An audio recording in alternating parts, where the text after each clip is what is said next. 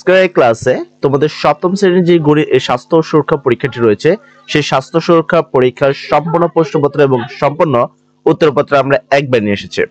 এখানে এই প্রশ্নপত্রটি আমাদের এই জেলার মধ্যে প্রায় 7 থেকে 8টি স্কুলে একবারে হুবহু এসেছে। সেক্ষেত্রে এমন কোনো কথা নয় যে এটা একবারে হুবহু তোমাদের আসবে, আবার এমনও কোনো কথা নয় যে এটা একবারে তোমাদের আসবে না।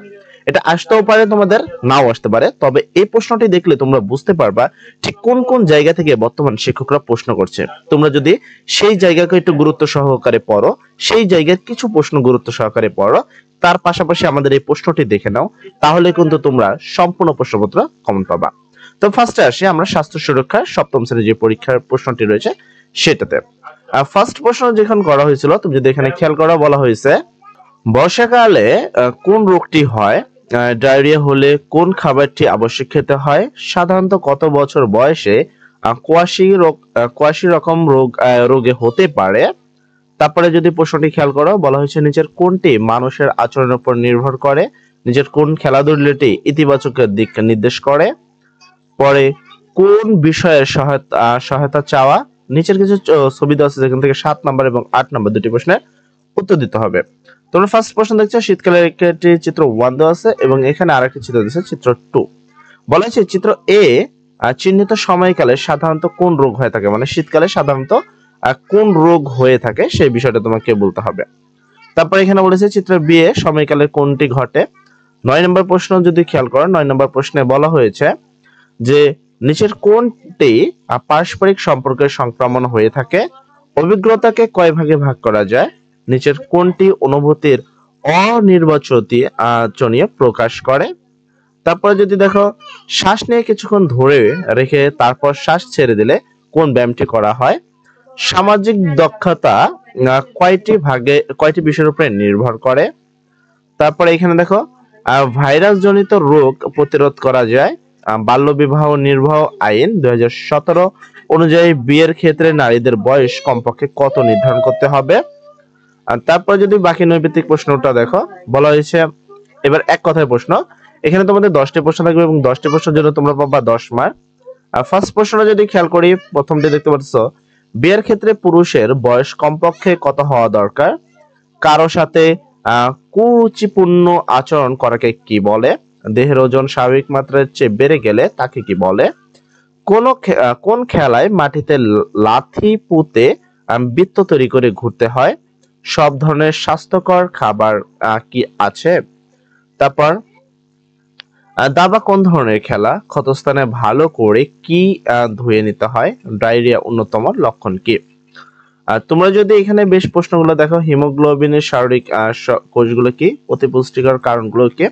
তারপর সংক্ষিপ্ত কিছু প্রশ্ন দেওয়া আছে, এই সংক্ষিপ্ত প্রশ্নে তোমাদের মোটামুটি 10টি প্রশ্ন থাকবে যেখানে 20 মার্ক হবে। আমরা কিন্তু আগে প্রশ্নগুলো বলে নিচ্ছি, তারপর তোমাদেরকে উত্তরগুলো দেখিয়ে দিব, পাশে আমরা কিছু সুপার সাজেশন দিব। সেই সাজেশন থেকে এই প্রশ্নপত্র যদি হুবহু না আসে, সেক্ষেত্রে আমাদের সেই সাজেশন থেকে কিন্তু 100% প্রশ্নটি আসবে। বলা হয়েছে অনুভূতি প্রকাশের ধরন ব্যাখ্যা করো, মানসিক চাপের বিভিন্ন পরিস্থিতিতে যে দু ধরনের আচরণ করে থাকি তা ব্যাখ্যা করো, কিভাবে সহমর্মী আচরণ করা যায় ব্যাখ্যা করো, প্রযুক্তিগত হয়রানি বা নিপীড়ন বলতে কি বোঝো, ইনডোর খেলা আমাদেরকে কিভাবে প্রভাব করে, শরীরচর্চার মাধ্যমে সময় আঘাত পেলে কি করতে হয়, ঋতু পরিবর্তন জনিত রোগের লক্ষণগুলো উল্লেখ করো, দলগত কাজে যোগাযোগের ক্ষেত্রে গুরুত্বপূর্ণ সামাজিক দক্ষতা চাও, সহায়তা চাওয়া একটি গুরুত্বপূর্ণ দক্ষতা দেখো, কৈশিক পরিবর্তনগুলো লেখো। আর পরবর্তীতে যদি রচনামূলক প্রশ্ন থাকে, এখানে দৃশ্যপট প্রশ্ন থেকে 5টি, যেখানে 3টি প্রশ্ন রয়েছে।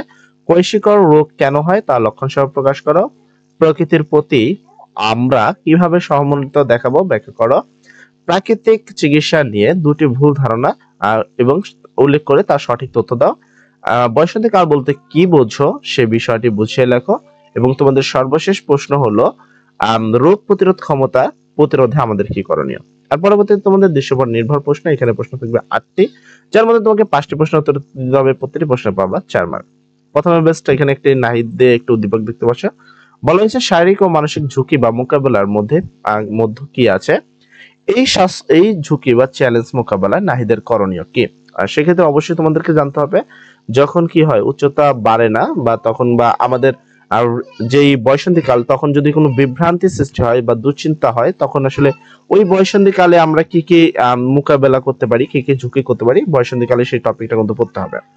এখানে তোমরা একটা মশার কামড় দেখতে পাচ্ছ এবং হাড় ভাঙা একটি দেখতে পাচ্ছ, যেখান থেকে প্রশ্ন করা হয়েছে পরিস্থিতি কোন ধরনের ঝুঁকি দেখা যাচ্ছে, চিত্র 2 এর পরিস্থিতি কিভাবে মোকাবেলা করা যায়। অর্থাৎ সহজ কথা, যদি তোমার হাড় বা খেলাধুলার ক্ষেত্রে হাড় ভেঙে যায়, এই বিষয়টা কিন্তু এখানেও এসেছে।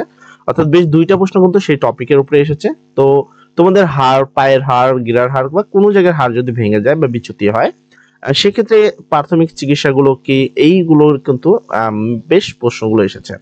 তারপর তোমাদের পায়ের মোচড় লাগলে, তারপর এখানে তোমাদের পায়ে গড়িলে যদি কোনো সমস্যা হয়, সেক্ষেত্রে তোমাদের কি কি করতে হবে সেই বিষয়গুলো কিন্তু তোমাদের জানতে হবে। এখানে মনিরাতে একটি উদ্দীপক দেখতে পাচ্ছ এবং তার কি মানসিক ভাবে এখানে বলা হয়েছে তারা ওর বিয়ের জন্য পাত্র দেখছে, এতে মনিরার খুব মন খারাপ। এবার এখানে সে পড়াশোনায় খুব ভালো, কিন্তু তার মুখে তার জন্য পাত্র দেখার কারণে তার মন খারাপ। মনিরার বাবা মায়ের সিদ্ধান্ত সঠিক কিনা, এই ক্ষেত্রে তো অবশ্যই না, সঠিক নয়। কেন সেটা তোমাকে ব্যাখ্যা করতে হবে। বাবা মায়ের সিদ্ধান্ত মনিরার জীবন কি ধরনের প্রভাব ফেলতে পারে, অর্থাৎ অল্প বয়সে বিবাহ, সেক্ষেত্রে তোমাদের কি কি সমস্যা হতে পারে সেই বিষয়গুলো লিখতে হবে। এবার প্রশ্ন উত্তরে এসে ফার্স্ট আমরা নৈবেদিক প্রশ্নের উত্তর আসবো। আমরা আগে বলে দিই যে আমরা এই প্রশ্নটা তোমাদের যেটা দিচ্ছি, আমরা চেষ্টা করছি যে এই প্রশ্ন সম্পর্কিত, এটা আমাদের এখানে হুবহু এসেছে, এটা একটা নমুনা প্রশ্নপত্র, তবে আমাদের এদিকে বেশ কিছু স্কুলে এই নমুনা প্রশ্নপত্রটা একবারে হুবহু দিয়েছে, সেক্ষেত্রে তোমাদের নাও দিতে পারে। আর তারপরে তোমরা এখানে যে প্রশ্নপত্রগুলো রয়েছে তার উত্তরগুলো আমি তোমাদের দেখা দিচ্ছি এবং বেশ কিছু কথা কিন্তু রয়েছে এই প্রশ্ন সম্পর্কিত।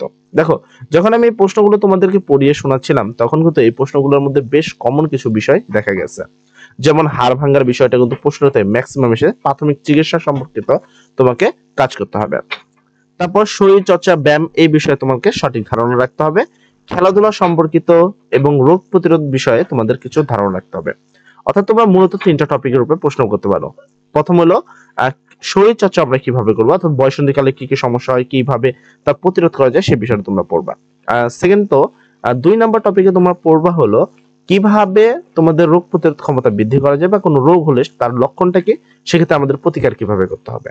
আর 3 নাম্বার টপিকে তোমরা যেটা পড়বা সেটা হলো আমাদের শরীরে কোনো হাড় গোড় বা কোনো কিছু যদি ভেঙে যায়, চূর্ত হয়ে যায় বা বাঁকা হয়ে যায়, এরকম যদি প্রবলেম হয়, সেক্ষেত্রে আসলে একজন মানুষ আমাদের প্রাথমিক চিকিৎসা কি নিতে হবে সেই বিষয়টা পড়বো। আমি তোমাদের এই প্রশ্ন থেকে দেখলাম যে বেশ কিছু প্রশ্ন কিন্তু এইগুলো থেকে এসেছে, সেক্ষেত্রে তোমরা ধরে নিতে পারো তোমাদের প্রশ্ন মূলত এই টপিকগুলোর উপরে করবে।